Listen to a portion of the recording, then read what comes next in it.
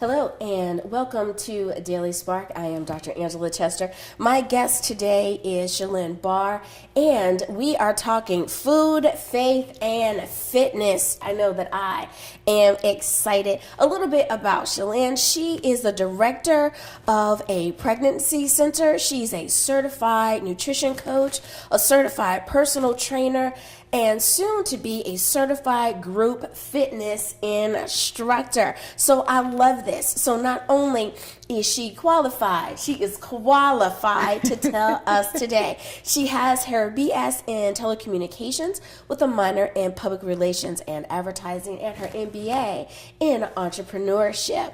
So we are going to get some great tips today. Food, faith, fitness. Yes. I love it. I love it. So many times people are afraid when we talk about food. Mm-hmm. Why do you think people get so on edge when it comes to our nutrition and our health? That is a great question. We love our food. We love our food. Mm-hmm. And when you love things that's so dear to you, you want to hold on to it. And you feel like you don't want to talk about it, you know, because it's something that's close to your heart. And you don't want anybody messing with something that's close to your heart. That's true. That's true. That's true. I love that example. That's right. The folks will say you can take anything away, but don't take away my fries or my burgers or whatever it is. Absolutely. Right? Yes. I love that. So when we talk about fitness. Some people have a certain understanding of what fitness is or what it isn't. Help us all get on the same playing field. What is fitness? Or you can answer it the other way. What isn't fitness? Oh, that is great. Society now makes us feel as if fitness is a size 0. Fitness is, denying yourself so that you can just slide into those skinny jeans. That's not what fitness is. Fitness is having a healthy level of good health. I love to say consistent, healthy living. That's fitness. And nutrition is not denying yourself from that wonderful piece of sweet potato pie. Right. It's just not eating it every day. Right. Right. I'm so glad there's someone saying, oh, thank God that she said that. Yes, it's about that little slice of pie, not eating the whole pie. Not the whole pie, right. Not the whole pie. Now, food, faith, fitness. How does faith fit into all of this? Well, Dr. Angela, I am a woman of faith. And coming from just a background of having to depend on the Lord for so many things, I needed the Lord's help in this same area, and I had to just make a decision as to how did I want to move forward with my level of nutrition. And I found that there were things that were just out of place. And so just living my life according to faith, I had to actually give things over to the Lord and say, Lord, I need help. I need help. And when you give things over to the Lord, He hears you. So true. So true. So that's how my faith came into play. And I'm glad that you mentioned that it's okay to say, hey, God, I'm having a problem. Absolutely. With passing over the chips. Or I'm having a problem with drinking too much soda or whatever it is. Yes. And I need your assistance. Now, when it comes to understanding where our borders are with food, what would be an easy way to tell that too far is too far for people who just can't quite seem to figure that out? How far is too far? Oh, I love that question, because too far could be too far when you're at the bottom of the potato chip bag, for example. Yeah. But the reality of it is I live my life according to the 80-20 rule. Where 80% of what I eat is healthy, nutritious, is clean. And then there's that 20% where I give myself that room to enjoy and to indulge. And that has helped me to find the balance for having to understand where too far is too far. It's when people flip it. When they flip it and they've got 80% is full of junk food and all of these different things, and the 20% is healthy. Now we're out of balance and we've gone too far. Now, if there's something that, let's say you understand that you need to change your lifestyle for whatever reason. It can be your doctor told you to, or you're just starting to feel uncomfortable in your clothes. What is something that someone can do as a very first step? They've decided, I need to hit that reset button. Yes. What is the first thing they need to do after doing that? I was there. I literally said to myself, I looked in the mirror and I said, enough is enough. It's time to make some changes. The first thing I did, start drinking water. I just started drinking water. You know, I know this will sound funny. My favorite water was colored either orange or red or green. We know that's Kool-Aid. Right? That's what I enjoyed the most, you know? And so I had to pull back and change my habits and start just doing things that was basic. Drinking water. Our body needs to be hydrated. And once I started making that change, I literally started seeing weight fall off of me. Just that basic step. And then from there, you go to find, well, what am I driven to? What am I eating all the time? What's throwing me off track? You know, for me, it was sugar, salty types of things, you know. And I have cavities to prove that I love my sweets. I love my sweets, you know. But then you just start making those changes, and your body is very forgiving. Yes. It gravitates towards those changes, and it will start working with you once you start working with it. I love that. It will start working with you once you work with it. Yes. Oh yeah, somebody definitely needed to hear that today. And there's nothing wrong with a little reminder. No, there's absolutely nothing wrong with a reminder. Well, I love how you just said that we need to start drinking more water. And I think that more people are forgetting that we need to drink more water. More water. Would you suggest that people do the 8 glasses a day, or to drink that gallon of water? I love that question, because every doctor in America, and I love doctors, I love my doctor, will tell you, you need to drink 8 glasses of water a day. But I've found from going to nutritional school and just learning all these different things that there's a little twist to that. What we need to be doing is every day, you need to drink half of your body weight in ounces. So yes, isn't this like mind blown? Like, wait, what? So if I'm working with a client that's 140 pounds, then they need to be drinking about 70 ounces of water every day.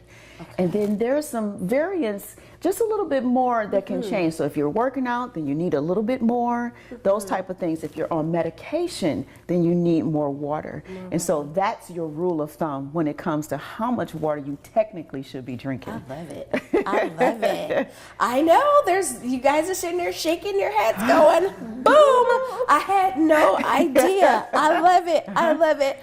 Well, viewers, we need to go to commercial, but don't worry, we're going to keep up this great conversation when we get back. We'll be back in a moment.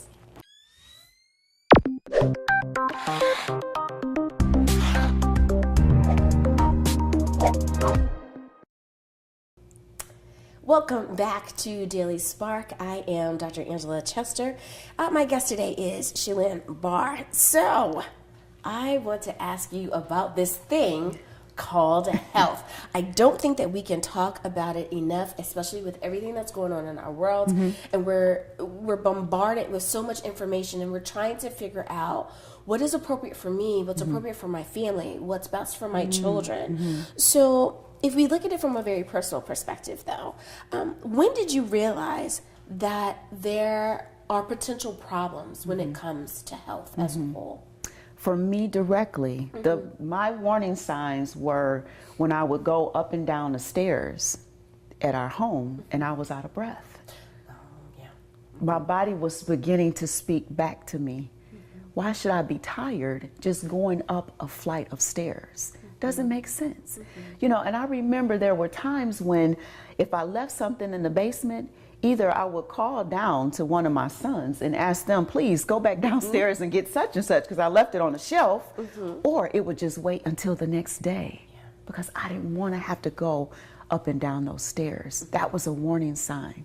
My body was speaking back. I was receiving feedback. Other things that were warning signs. I had a health physical. You go to the doctor, you have a physical. Well, my report came back very poor. There were things that it just didn't make sense. Okay. When does a white blood cell count get out of whack?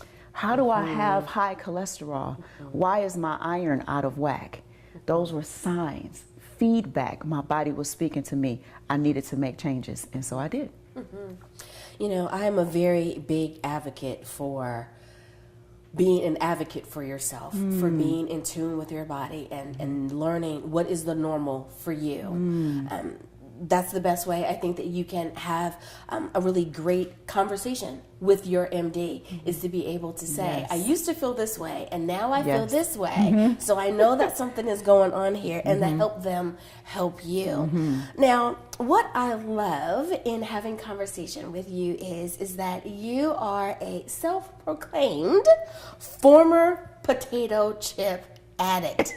I love it when we can say, hey, guilty, right? Guilty. So now, why would you call yourself a former potato chip addict? So no, in fact, let's break it down. Potato chip addict. Let's talk about the addiction and how did you become a former potato chip addict? Yes. I mean, this was for real, Dr. Angela. Like, it was real. It was a real addiction. You know, I've talked to other people and I've told them I ate potato chips when I was happy. I ate potato chips when I was sad. I ate potato chips when I was angry. It just became the go-to for me. And it was something that had a pull on me. I didn't have control. It's crazy. I didn't have control. Something was going on. I'm going to the gas station. I'm getting a bag of potato chips.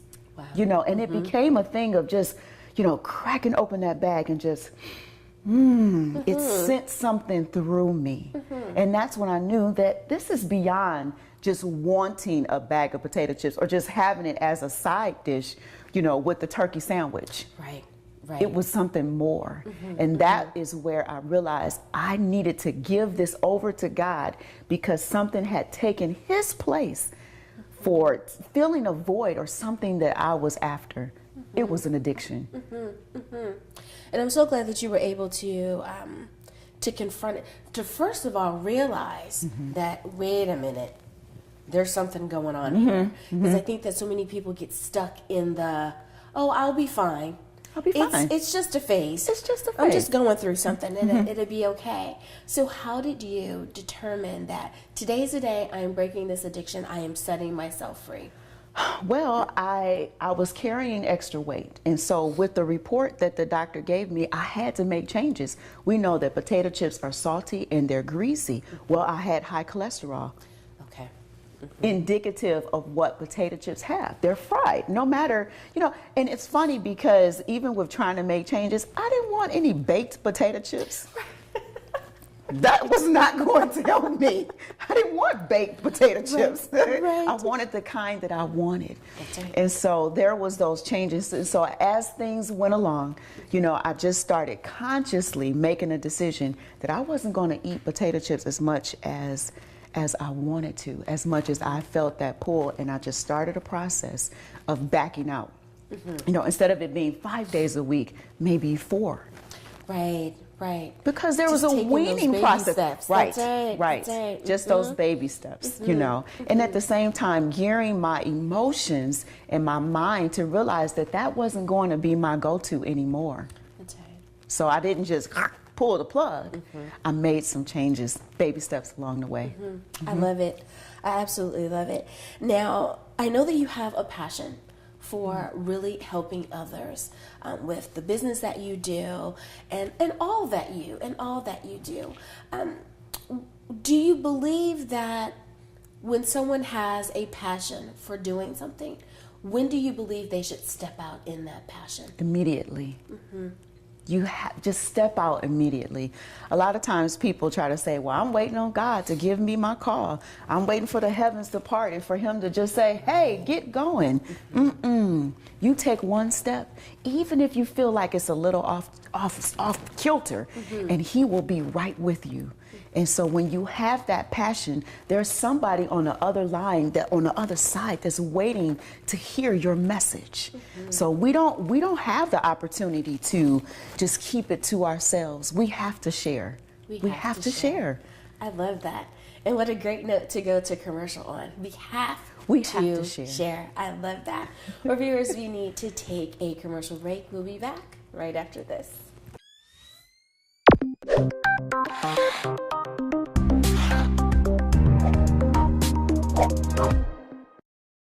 I heard you have a new book. I do. I'm so excited. Tell me a little bit about it. Well, it's really all about my journey, where I went from having just poor health, really, and not even knowing that I had poor health. Yeah. And it just evolved, and before I knew it, here I am writing a book. And it took me 12 years to write that book. I believe you.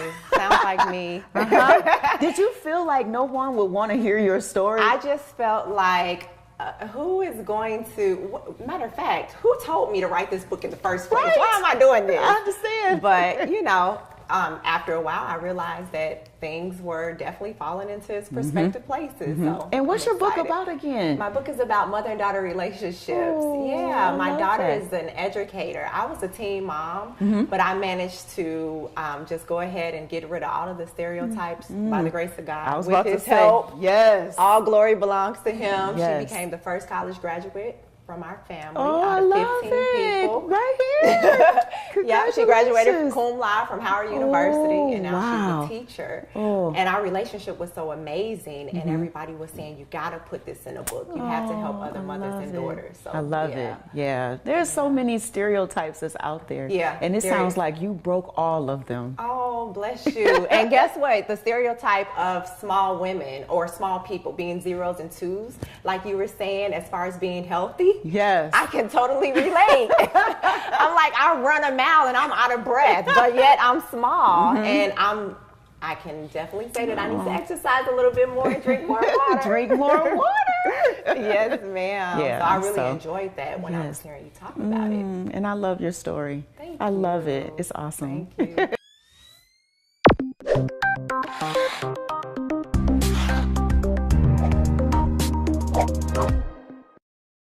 And we are back. Hi, thanks for joining me for Daily Spark. I'm Dr. Angela Chester, and my guest is Shalynne Barr. Thank you so much for being on the program today. Now, we're talking faith, we're talking food, we are talking fitness, things that people like to talk about, but don't want to talk about all at the same time, right? Because it's like, hey, if we're going to go somewhere to eat, I'm game. But if you're telling me about that dirty word called diet, I don't want to talk about that. But I love how you have been able to bring a sense of balance to all of those things and to kind of do a mindset change or a mind shift, if you will, in how we view those things. So what would you say is one of or some of the greatest hindrances that people have when it comes to determining that you're going to live a healthy lifestyle?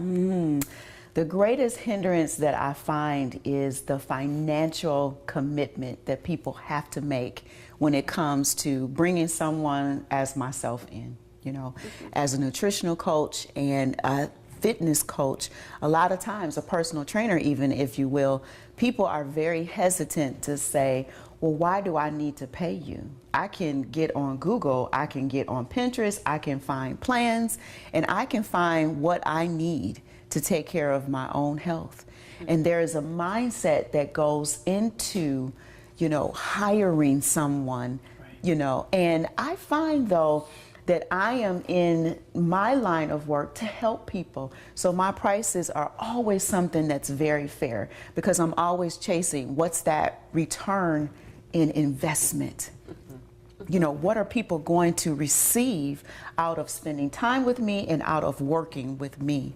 But it's really getting people past that hurdle of, I'm going to pay her money for this.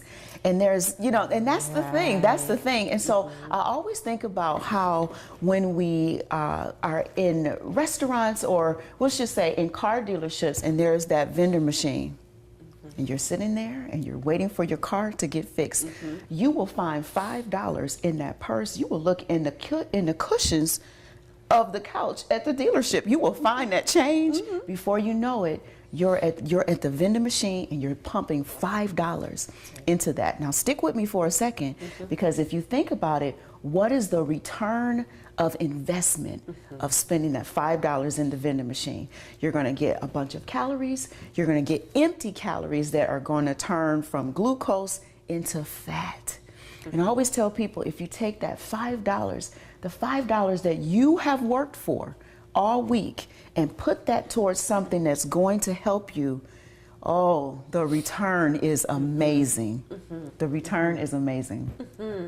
I like how you use the word, we have to learn how to invest in ourselves. And I think that people don't use the word self-investment quite enough. They don't understand how investing in self is as important in investing in the stock market or any of the other things that we would want to invest in. So if someone says, hey, I like this concept, I like that word that you threw out there at me, what would be some things that someone could do initially? I'm new at this, never heard that phrase before, I like what you're saying.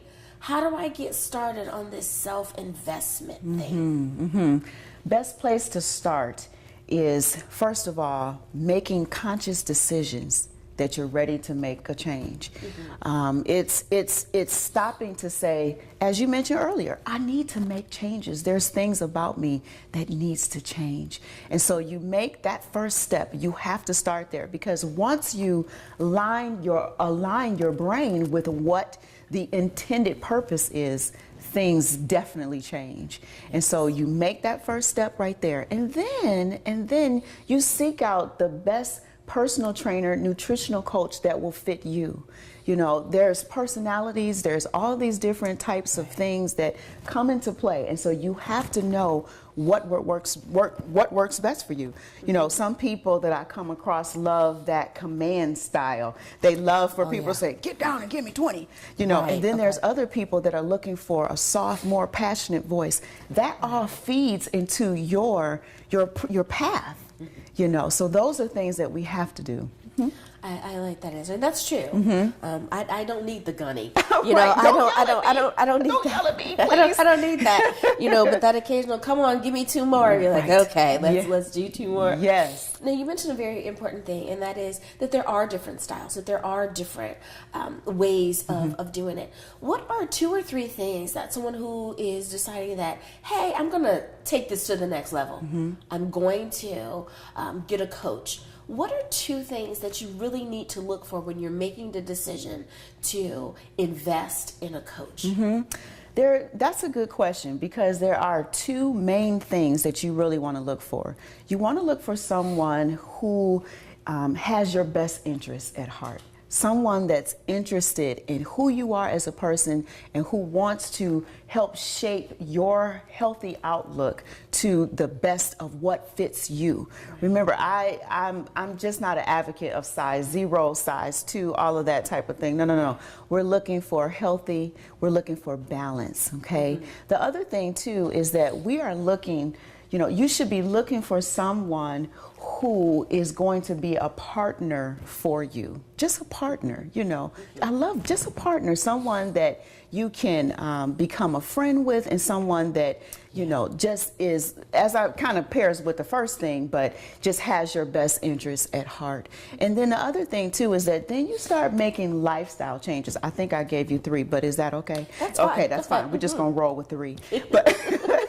But you just start making lifestyle changes. So if if you find that on every Friday night that you have a Butterfinger, but you had one on Sunday and Tuesday and Thursday, right, we've gone too far. And you just start making conscious changes along the way. So I love that. Just making The conscious changes. If we're just aware of what we're doing, then that can be all the difference in the world.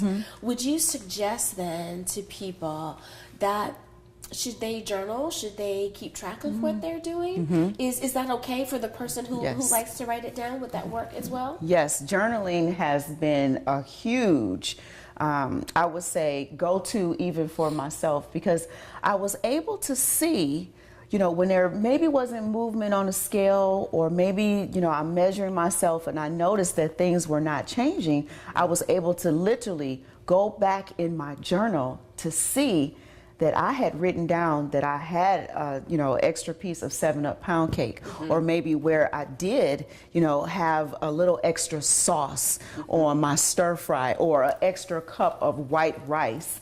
You know what I mean? And so the journaling is great because you're able to literally go back and find what has derailed the forward process.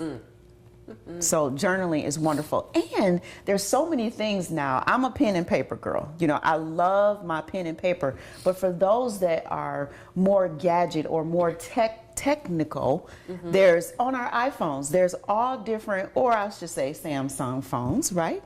There's all different types of apps out there. You've got your apps where you can log your food. Yes. I love it. I love it. Well, Shalynne, thank you so much for being on the show today. I have enjoyed my time with you. Thank you. Well, viewers, we hope that you have enjoyed this food, faith, and fitness as well. And of course, we want you to be inspired, enlightened, and empowered, not only today, but for your tomorrows as well. Have a great time, everyone. And until next time, be blessed in the Lord.